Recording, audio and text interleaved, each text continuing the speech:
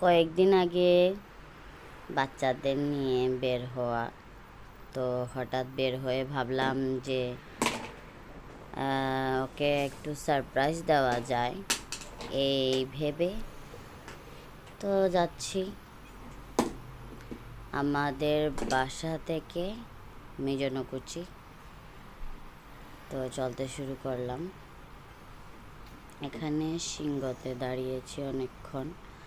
জাপানের সিংহগুলাতে দাঁড়াতে হয়, ওই যে লাল চিহ্নটা সবুজ না হওয়া পর্যন্ত পার হওয়া যায় না, গাড়ি আসুক আর না আসুক। এই যে সবুজ হলো, আমরা যেতে শুরু করলাম।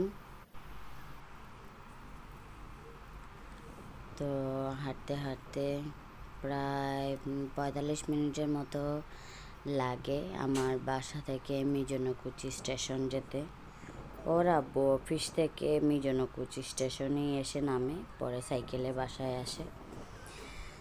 তো আমি ওই রাস্তাটা তেমন একটা চিনি না, একবারই নিজে নিজে গিয়েছি, আর না হলে সববার ফায়াজের আব্বু নিয়ে গেছে। এটা একটু জটিল, আঁকাবাঁকা, ডান বাম বেশি, তারপরেও মনে মনে চিন্তা করে ডানে যাই বামে যাই ওরম করে করে চলে আসছি। তো ওর আব্বু